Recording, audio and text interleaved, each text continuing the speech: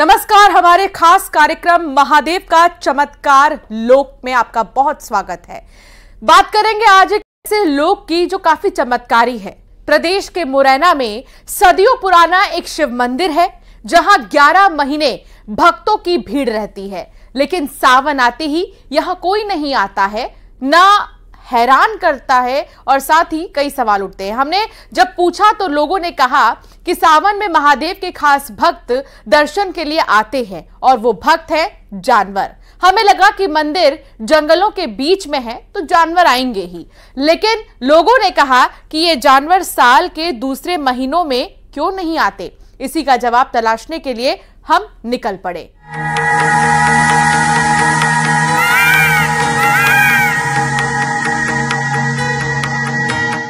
कुदरत की गोद में ऊंचे पर्वतों के बीच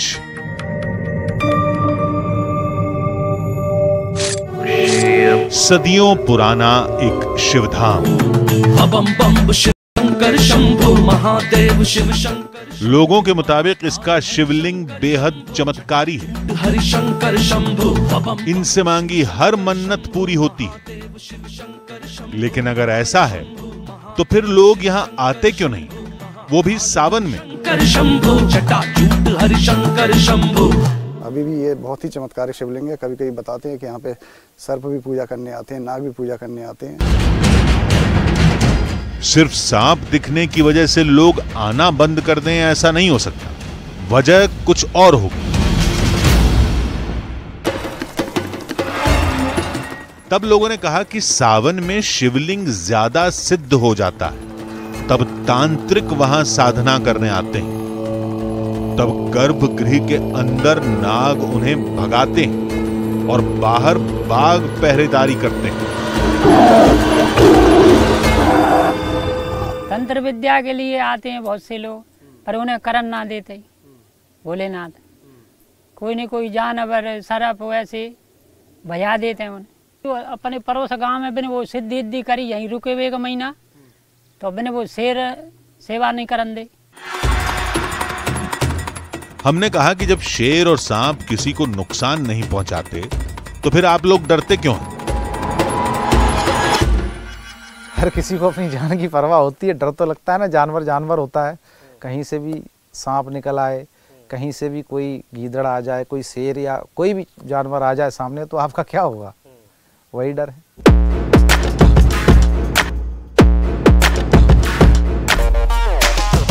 हम एक रहस्य खोजने आए थे और कई और रहस्यों में उलझ गए। अब सारे सवालों का जवाब उन पहाड़ों और उनके नीचे छिपे मंदिर में ही मिलेगा।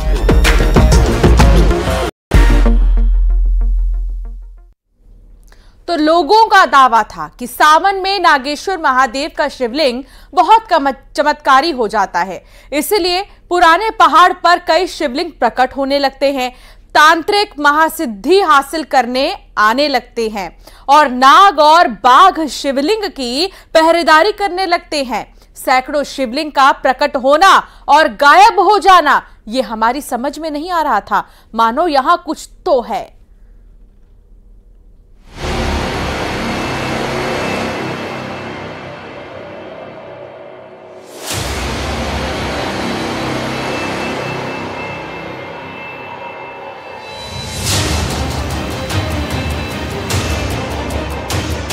सामने के बाद शिवलिंग डूबते हुए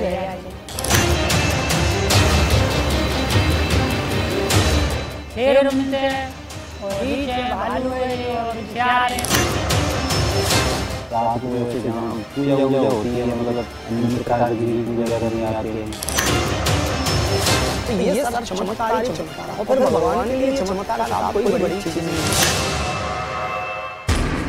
परेशान करने के लिए एक ही रहस्य काफी था, लेकिन यहां तो दावों की बारिश थी और सारे दावे जुड़े थे एक मंदिर से, नागेश्वर महादेव।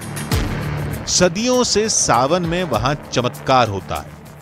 कहते हैं कि बारिश की बूंदें पड़ते ही भगवान शिव की महिमा से जंगल जाग जाता है, पहाड़ में शिवलिंग प्रकट होने लगते हैं, जंगली जानवर शिव मंदिर में आना शुरू कर देते हैं, नाग, बाघ, तेंदुए, सियार, सब। लेकिन क्या वाकई ऐसा है? चमत्कार के इन्हीं दावों को देखने हम निकल पड़े। आज हम आपको एक ऐसे मंदिर में लेकर चलेंगे जहां पर रात में बाघ की चौकसी होती है और जब सुबह के वक्त मंदिर खोला जाता है तो वहां पर मिलते हैं नागराज। मतलब बाघ भी पूजा करने आते हैं और नाग भी पूजा करने आते हैं। और इस मंदिर के बारे में बहुत थोड़े लोग जानते हैं क्योंकि घने जंगल के अंदर, जो आपको ये मेरे चारों तरफ वादी दिखाई दे रही है, इस वादी के घने जंगल के बीचों बीच वो मंदिर है। उस तक पहुंचना बहुत मुश्किल काम है, लेकिन कोशिश कर रहे हैं कि किसी तरह से उस मंदिर तक जा सके और आपको शिव के उन अद्भुत भक्तों से मिलवा सके। मंदिर जंगल के बीचों बीच पहाड़ी की तलहटी में बना था।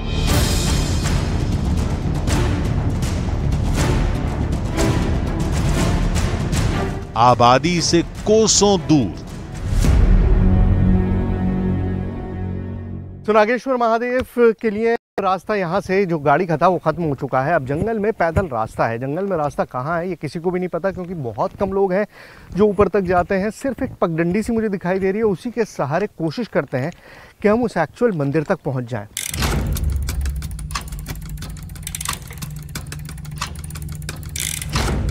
कांटे चुभते रहे, पथरीला रास्ता थकाता रहा, लेकिन हम आगे बढ़ते रहे।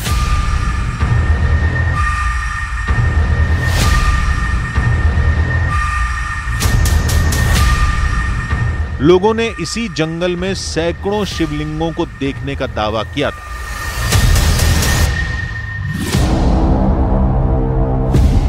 लेकिन अब तक हमें शिवलिंग तो क्या, पिंडी के आकार का कोई पत्थर भी नहीं दिखा था। क्या शिवलिंग वाकई हैं या पहला ही दावा गलत साबित होगा? हम ये सोच ही रहे थे कि तब हमें खूबसूरती बिखेरता एक सरोवर दिखाई दिया और निगाहें और कदम वहीं थम गए।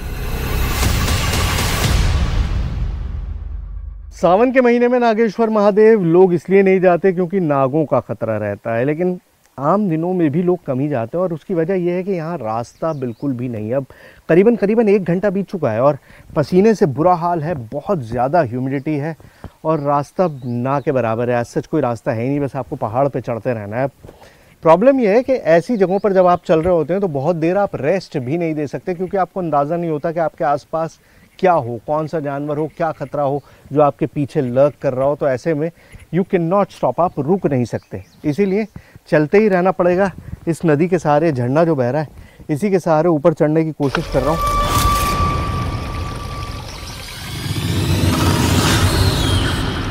अगर कोई बाघ या शेर मंदिर में आता है तो जाहिर है वो इसी जंगल में ही कहीं होगा, और वो यहां हमारे सामने आ गया तो हम कैसे बचेंगे? डर यह भी था कि अगर हम रास्ता भटक गए और यहां रात हो गई तब क्या होगा? इन सवालों ने थके कदमों में बिजली की तेजी भर दी।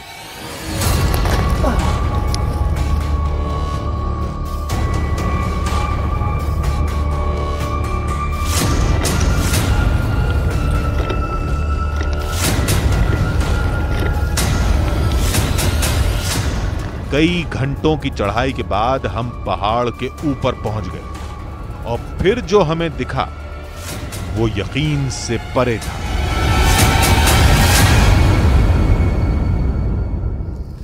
देखिए, इस पूरे पहाड़ पर 1-2 नहीं सैकड़ों जगह शिवलिंग मौजूद है, लेकिन छोटे छोटे हैं। अब यहाँ पर देखिए, ये एक छोटा सा शिवलिंग है, लोगों ने इसके आसपास बहुत सारी चीज़ें डाली हैं। उसके अलावा वहाँ पर एक और शिवलिंग है और ऐसे छोटे मोटे शिवलिंग यहाँ भी हैं, यहाँ भी हैं।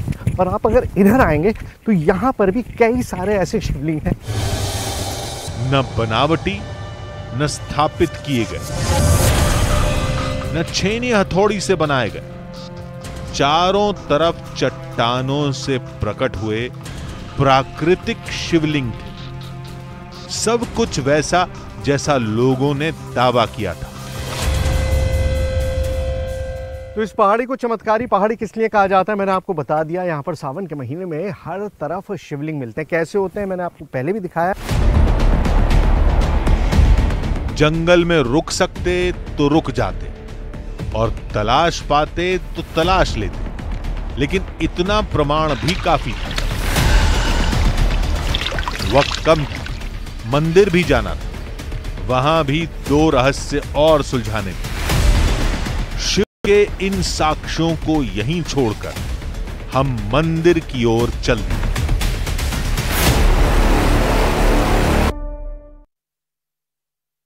हमारा प्लान था कि हम मंदिर में रात भर रुकेंगे और देखेंगे वहां बाघ आता है या नहीं। फिर सुबह शिवलिंग के पास जाएंगे और देखेंगे वहां नाग दिखते हैं या नहीं। अब यह देखना है कि अगर वाकई बाघ या कोई और जानवर आता है तो फिर क्या होगा। तो चलिए देखते हैं कि वहां कोई आया या नहीं।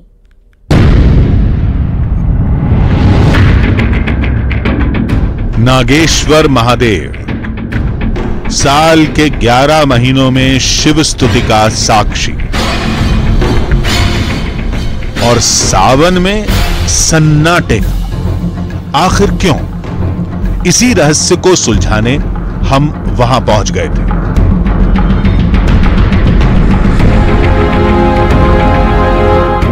सावन के महीने में भगवान शिव के करीब करीब हर मंदिर में भक्तों का तांता लगा रहता है, लेकिन नागेश्वर महादेव के इस मंदिर को देखिए, बिल्कुल खाली पड़ा है। ऐसा नहीं है कि इस मंदिर को लेकर आस्था नहीं है, लोगों को इस मंदिर से बहुत आस्था जुड़ी हुई है, लेकिन खौफ इतना ज्यादा है, डर इतना ज्यादा है कि बहुत कम लोग हैं जो यहां आने की हिम्मत जुटा पाते हैं। जी, और शाम के इस पहर तो वैसे भी यहां पर कोई भी नहीं आता। हमने बहुत कोशिश की कि हम गांव वालों को अपने साथ रोक लें, हमने इनफैक्ट कोशिश की कि फॉरेस्ट के कुछ लोग हमारे साथ यहां पर रुक जाएं, लेकिन कोई भी मंदिर में शाम के बाद रुकने को तैयार नहीं हुआ और हम भी सिर्फ और सिर्फ उस चमत्कार को देखने के लिए ये जोखिम उठा रहे हैं।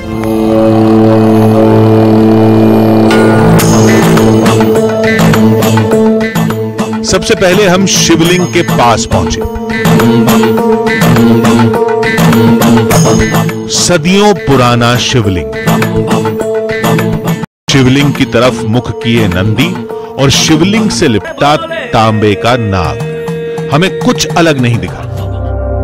सबसे बड़ी घटना आश्चर्यजनक ये है यहाँ की कि आप जितने भी इनका शिवलिंग का अभिषेक करो, कितने भी टैंकर मंगा लो आप, हमने खुद अभिषेक करवाया 10-12 टैंकर, और ये मोटर जो लगी हुई है ऊपर से नीचे से वो चालू की।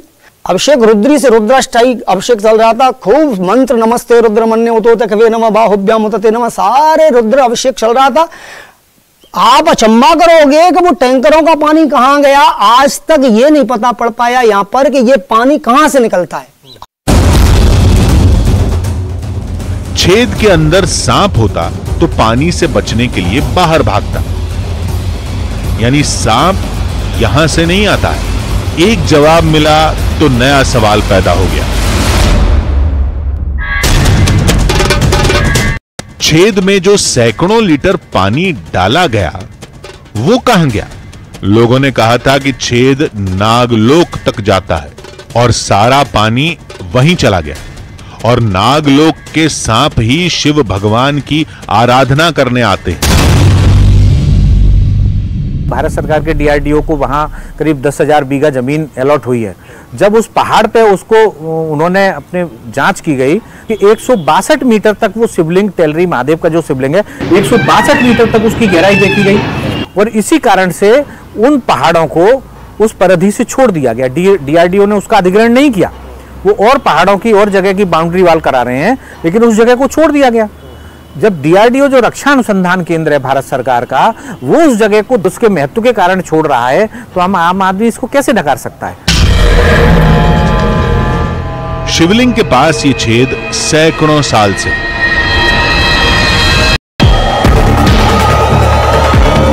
लेकिन इसी मान्यता की वजह से आज तक किसी ने इसे बंद करवाने की कोशिश नहीं की। चलिए हम इसके मुंह को बस एक रात के लिए ऊपर से ढककर देखते हैं। इस पूरे मंदिर में सिर्फ एक ऐसी जगह है जहां पर मुझे शक है कि सांप रह सकता है और वहां से सांप बाहर आ सकता है, और वो है शिवलिंग के पास की ये खाली जगह जिसको मैंने कपड़े से भर दिया है। मतलब मैं इंश्योर कर रहा हूं कि कोई भी ऐसी जगह ना छूटे जहां से सांप के इस शिवलिंग पर आने का कोई भी चांस हो। अगर वैसे तो मैंने आपको बताया कि यहाँ इतना पानी जाता है कि अगर कोई भी जानवर होगा तो बाहर आ जाएगा, लेकिन उसके बावजूद भी मैंने कपड़ा जो है इसमें लगा दिया है और ऊपर से मैं सारे पत्थर इसमें रख दे रहा हूं, तो अब बिल्कुल ये सील हो गया एक तरह से। सांप आएगा या नहीं आएगा वो तो सुबह पता चलेगा, लेकिन अभी हमें रात होने का इंतजार था। तो पहाड़ पर बने इस छोटे से मंदिर के दो रास्ते हैं। एक रास्ता उधर है जहां से ये ड्रोन कैमरा आ रहा है, और एक रास्ता एग्जैक्टली मेरे पीछे है। मतलब दो ऐसे रास्ते हैं जहां से आना जाना हो सकता है। वैसे जंगली जानवरों का तो कुछ भी नहीं पता, कहीं से भी आ सकते हैं। देखिए, मंदिर के 3 तरफ ऊंची दीवारें हैं। बस ये ऐसी जगह है जिसकी ऊंचाई जंगल के करीब करीब बराबर है, यानी यहां से जंगली जानवर आसानी से आ सकते हैं।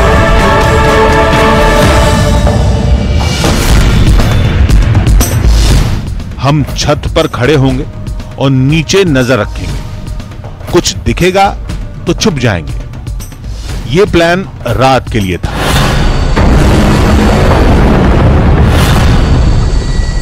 लेकिन तभी हमें कुछ ऐसा दिखा जिसने हमारे होश उड़ा दिए।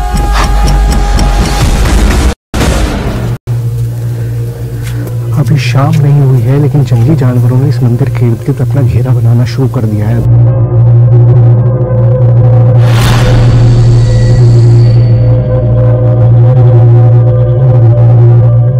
तो ये दोनों सियार इस बात का गवाह हैं कि यहाँ जंगल में जानवर मौजूद हैं, और वो जंगली जानवर इस मंदिर के इर्द गिर्द आने शुरू हो जाते हैं शाम ढलने के बाद ही। पहला सबूत हमारी आंखों के सामने है। ये जानवर छोटे थे, हम पर हमला नहीं कर सकते थे, लेकिन रात में अगर कोई बाघ आ गया तो क्या होगा? हमने फौरन दरवाजे बंद करने शुरू कर दिए।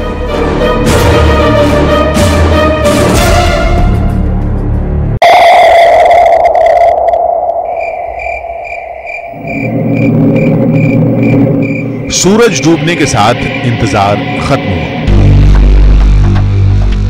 प्लान के तहत हमने छत से जंगल और मंदिर पर नजर रखनी शुरू की। हर आहट पर हमारी निगाह उस ओर घूम जाती थी।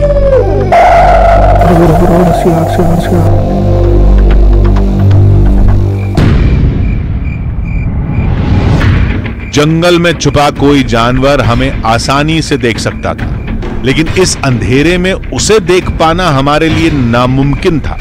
हमारे पास लाइटें भी बहुत कम थी। कुछ घंटे बीत गए, लेकिन कोई बाघ तो छोड़िए, कोई सियार या लोमड़ी तक लौट कर नहीं आए। हमने नीचे उतरकर गर्भगृह के पास घूमना शुरू किया, शायद कोई सांप ही दिख जाए। लाइट को सेंटर कर, सेंटर कर। हाँ, इस तरफ, अपने लेफ्ट की तरफ कर। हाँ ठीक है ना? हाँ हाँ हाँ, यही यही पर सही है ना ये? तभी एक आवाज सुनाई दी।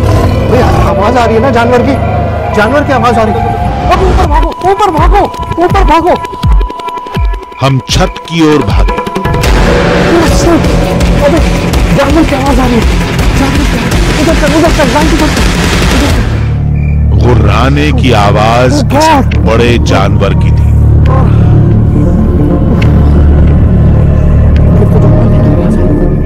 वो बाघ या तेंदुआ कुछ भी हो सकता था।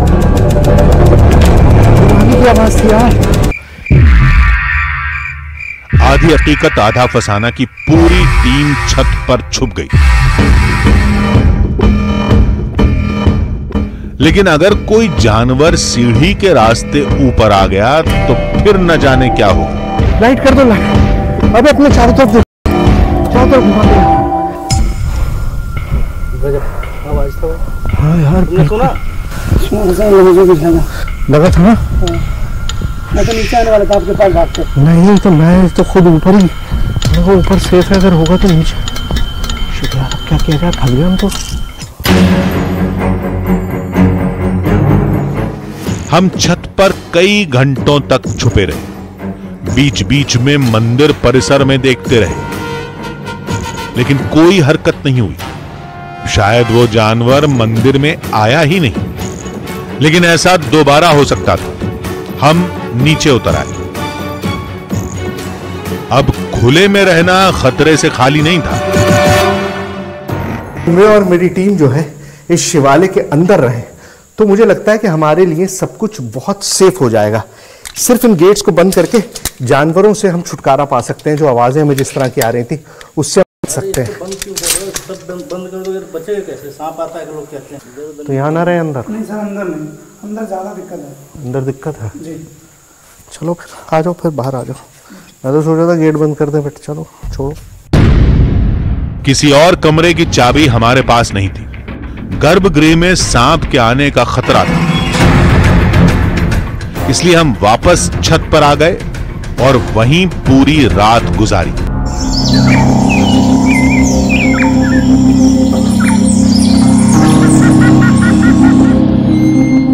सुबह होते ही हम मंदिर के गर्भगृह की ओर भागे।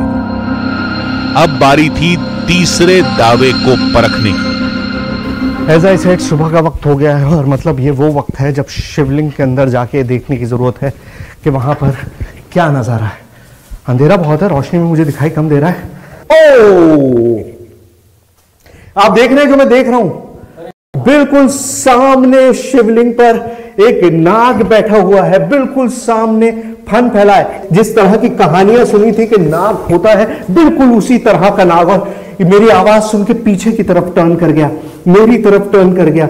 मतलब अपने आप में शॉकिंग है। आप इधर आइए, ये देखिए, बिल्कुल अपने आप में शॉकिंग है।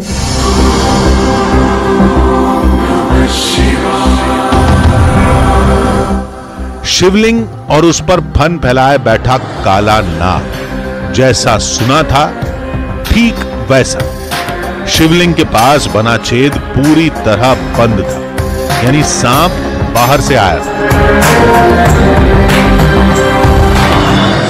मैं इसका कोई एक्सप्लेनेशन नहीं देना चाहता और ना ही इसमें कोई दखल अंदाजी करना चाहता हूं। ये मेरा काम नहीं है और इनफैक्ट किसी का भी काम नहीं होना चाहिए, क्योंकि ये आस्था का भी मामला है और ये हमारे नेचर का भी मामला है। इसलिए ये सांप यही है। मुझे नहीं पता अब ये कहाँ जाएगा, गायब हो जाएगा या फिर कहीं पे चला जाएगा, लेकिन इनफैक्ट मेरे जाने का टाइम आ गया। बिकॉज आई डोंट थिंक कि अब मुझे और ज़्यादा तकलीफ देनी चाहिए। हो सकता है कि ये सिर्फ और सिर्फ मुझे एक इंडिकेशन देना हो कि ठीक है, आपके लिए ये सब कर दिया हमने, बाहर भी आपको दिखा दिया, यहाँ भी दिखा दिया, अब आप चले जाइए। तो आई थिंक अब वक्त है कि हम यहाँ से चले जाएं। लेकिन ये नज़ारा मैं शायद ज़िंदगी में दोबारा कभी नहीं भूलूंगा। आप देखिए कि क्या चीज़ है ये। सुबह शिवलिंग के पास नाग का मिलना क्या वाकई इत्तेफाक था? हमने शहर जाकर स्नेक एक्सपर्ट से इस बारे में बात की।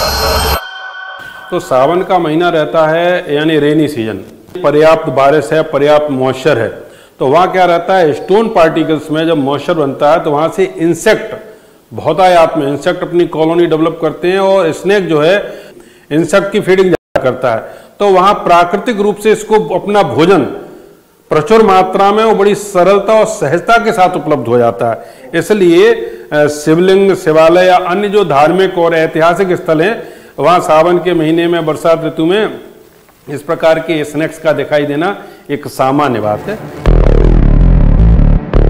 स्नेक एक्सपर्ट कुछ भी कहें, लेकिन आस्था की नींव विश्वास है, कोई वैज्ञानिक तर्क नहीं। कोइंसिडेंस भी तो हो सकता है कि भाई जंगल है आसपास, बारिश है, सांप निकल रहा है, जानवर निकल रहा है, तो कोइंसिडेंस भी तो हो सकता है। नहीं, मैं आपको ये बताऊं तो वो कोइंसिडेंस जैसे होगा तो वो साफ जगह की तरफ नहीं जाएगा, फिर वो जंगल में ही जाएगा, पेड़ों पे जाएगा, झाड़ियों में जाएगा। लेकिन वो सीधा साफ जगह में से होके, मंदिर से होके सीधे शिवलिंग तक आ रहा है, ये बड़ी चीज़ है भाई। उसकी कहीं ना कहीं वो शिवलिंग से जुड़ा हुआ है, तो वो शिवलिंग तक आ रहा है और वो ये संदेश भी दे रहा है कि ये शिवलिंग पुरातन शिवलिंग है, स्वयं शिव हैं और स्वयं शिव वहाँ स्थापित हैं, इस वजह से नाग वहाँ आ रहा है। ओम नमः शिवाय। हमें पहाड़ पर शिवलिंग दिखे, रात में जंगली जानवर के गुर्राने की आवाज सुनाई दी और सुबह शिवलिंग पर सांप भी नजर आया।